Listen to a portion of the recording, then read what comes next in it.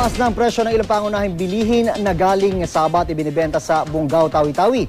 Kaya naman ang DTI nag-inspeksyon sa mga tindahan at nagbabala laban sa mga negosyanteng mananamantala ng sitwasyon sa Sabah.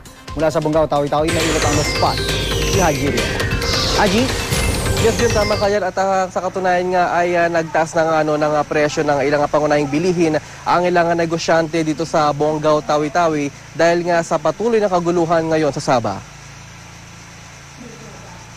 Sa tindahang ito ng laman ay mga produkto galing sa Sabah, nagtaasan na ang mga presyo. Ang tindang bigas na galing sa Sabah na dati ay nasa 600 pesos kada sako, ngayon naglalaro na sa 800 pesos. Apektado tayo ngayon kasi yung natin ngayon, hindi yung dati ng una,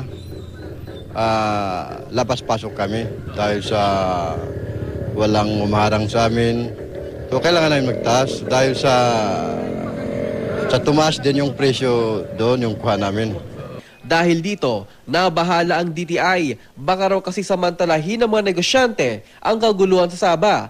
Kaya naman nag-inspection sila sa mga tindahan. Ayon sa DTI, 90% ng mga pangunahing produktong pagkain dito ay galing sa Sabah. Huwag itaas masyado.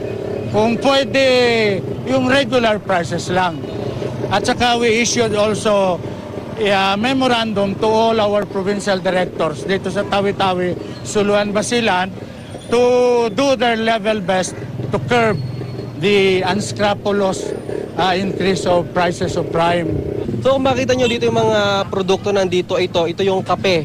Galing ito ng Sabah. At ito naman yung kanilang mantika na binibili rin doon. At itong mga bigas, imported to, galing ng Sabah. Mas prefer ng mga tao dito na mamalengke o bumili ng mga produkto sa Sabah dahil mas malapit ito kumpara sa nearby town na Zamboanga. Ultimong sabong panlaba, tsokolate at mga candy sa Sabah binibili. The compete were all in Sabah, Sandakan. So the compete was delayed because of the standoff. Because of the Nabar blockade, etc., etc.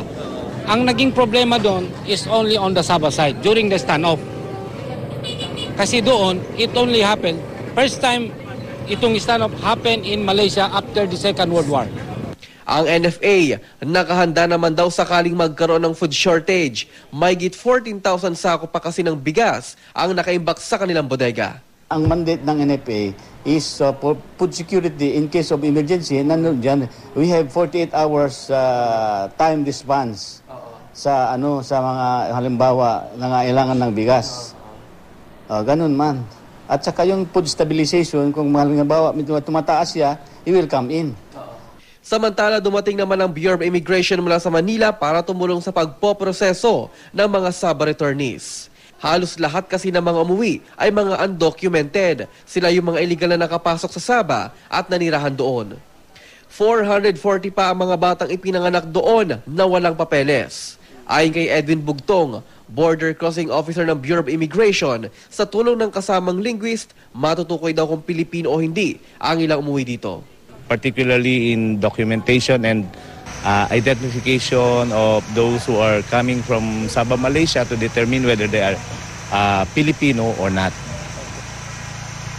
Diyan patuloy pa nga itong sinasagawang processing ng DSWD ng sagon ay matukoy nila kung ilang pang mga kababayan nating nagsiuwian galing ng Sabah ang walang kaukulang dokumento. At yan muna pinaka-latest mula dito sa Tawi-Tawi. Balik sa'yo, June.